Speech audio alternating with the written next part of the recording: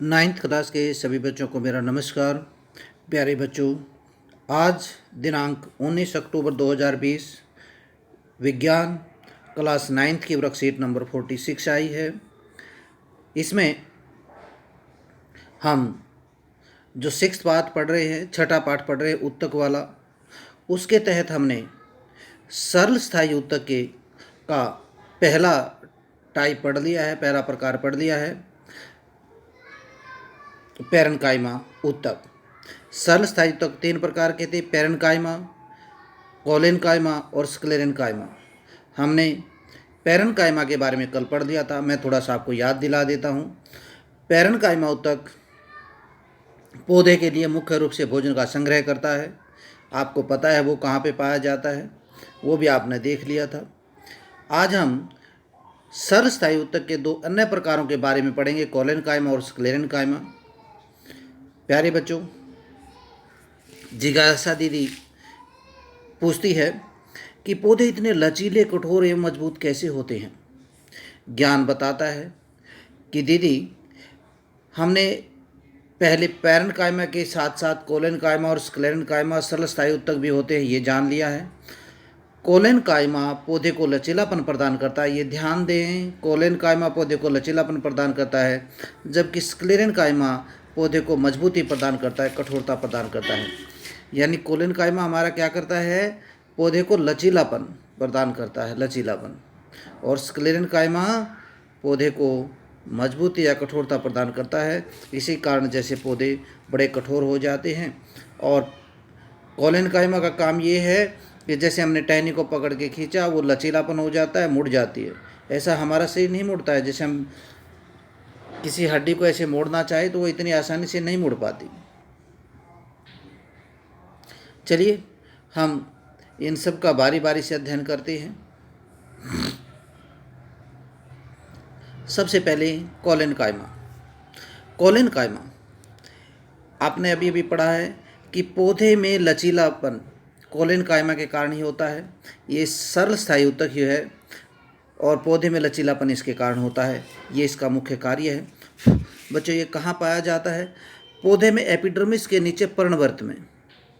Epidermis के नीचे पर्णवर्त, जो पर्णवर्त होता है ना, जहाँ पे पौधा चिपका होता है, और वो पौधे जहाँ पे पत्ता चिपका होता है, और पत्ते और तने के बीच में जो वो डंडी सी होती है, वो पर्णवर्त कहलाता है।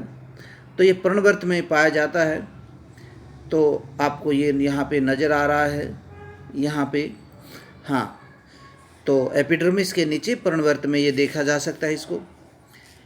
इसकी कोशिकाएं कैसी होती हैं कोलेन्काइमा उत्तक की?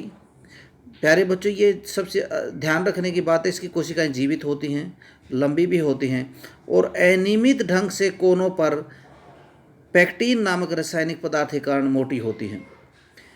ठीक है, कोशिकाओं के बीच बहुत कम स्थान रह जाता है, जिसके कारण एक इसमें ये भी ध्यान रखना है कि पौधे को यांत्रिक सहायता प्रदान करता है। यानी मुख्य रूप से दो ही बात इसमें है कि इसका ये काम क्या करता है कोलेन्काइमा। मैं फिर आपको समझा रहा हूँ।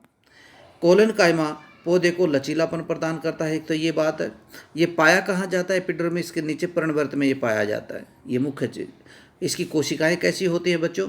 ये जीवित होती हैं, लंबी होती हैं। बस ये दो तीन बात हमने ध्यान में रखनी है। अब हम स्क्लेरेन्काइमा पे आते हैं प्यारे बच्चों, कि स्क्लेरेन्काइमा के बारे में हम अध्ययन करते हैं। स्क्लेरेन्काइमा, स्क्लेरेन्काइमा में हमें उसी तरह से ध्यान देना है सबसे पहले कि स्क्लेरेन्काइमा क्या काम होता है। यह पौधे को कठोरता और मजबूती प्रदान करता है, पहला काम। ये पाया कहाँ जाता है वो ध्यान देना है। ठीक है, ये पाया जाता है बच्चों तने में।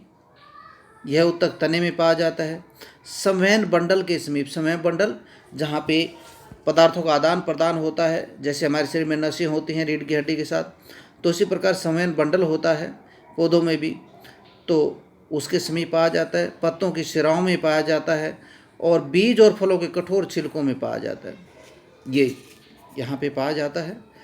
अब इसकी कोशिका के बारे में, जैसे कोलेन्काइमा में कोशिकाएं जीवित थी, तो इस प्रकार से स्क्लेरन कायमा में ठीक इससे उल्टा होता है। इसकी कोशिकाएं मृत कोशिकाएं होती हैं, लंबी होती हैं, पतली होती हैं। एक चीज़ और ध्यान रखनी है हमने इसमें कि इस ऊतक की जो भित्ति है ना, लिग्निन नामक रासायनिक पदार्थ की बनी होती है। ये फिर मैं आपको समझा रहा हूँ, इस ऊतक की जो भित्ति है वो लिग्निन नामक पदार्थ की बनी होती है। कई बार क्वेश्चन आ जाता है कि कोलेन कायमा और स्क्लेरन कायमा में कौन सा रासायनिक पदार्थ होता है, तो आपने ध्यान देना है बच्चों,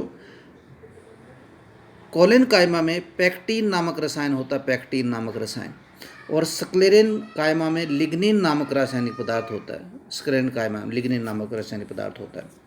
तो ये थे इसके दो चार इनमें विभेद कोलेन कायमा और स्क्लेरन कायमा में। प्यारे बच्चों, अब क्वेश्चंस पे आते हैं। पैरन कायमा कहती है कि दो सरल स्थायी उत्तकों के नाम लिखिए। मुझे बताने की जरूरत नहीं है। सरल स्थायी उत्तक तीन प्रकार के होते हैं, पैरन कायमा, कोलेन कायमा और स्क्लेरन कायमा। तो पैरन कायमा दिया, बाकी दोनों के नाम आप लिख सकते हैं। क्वेश्चन नंबर 2 स्क्लेरन, क्वेश्चन नंबर 2, हाँ, स्क्लेरन कायमा उत्तक पौधे में कहाँ उपस्थित होता है, इसका क्या कार्य है, मैं अभी बता चुका हूँ कि स्क्लेरन कायमा का पौधे में जो काम होता है वो है कठोरता प्रदान करना।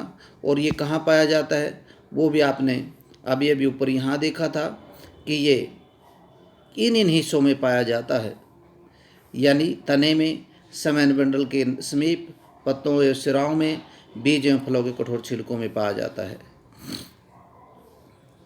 तीसरा क्वेश्चन, स्क्लेरन कायमा उत्तक में कोशिकाओं की भित्ति मोटी क्यों होती है? स्क्लेरन कायमा में उत्तक में कोशिकाओं की भित्ति मोटी क्यों होती है? आपने पता है, लिग्निन नामक रासायनिक पदार्थ की उपस्थिति के कारण बीच में स्थान नहीं बचता कोशिकाओं के। ठीक है, इतनी मोटी हो जाती कोशिकाओं में बीच में स्थान नहीं बचता लिग्निन नामक रासायनिक पदार्थ के कारण। क्वेश्चन नंबर 4 पे आते हैं। कोलेन कायमा उत्तक पौधे में कहाँ उपस्थित होता है, उसका क्या कार्य है? कार्य आपने देखा था, यह पौधे को लचीलापन प्रदान करता है और यह एपिडर्मिस के नीचे पर्णवर्त में पाया जाता है। ये हो गया क्वेश्चन, आप आसानी से कर लेंगे। सबसे जो लास्ट का क्वेश्चन है प्यारे बच्चों, वो है कि स्क्लेरन कायमा और कोलेन कायमा में अंतर इन दोनों उत्तकों में अंतर बताना।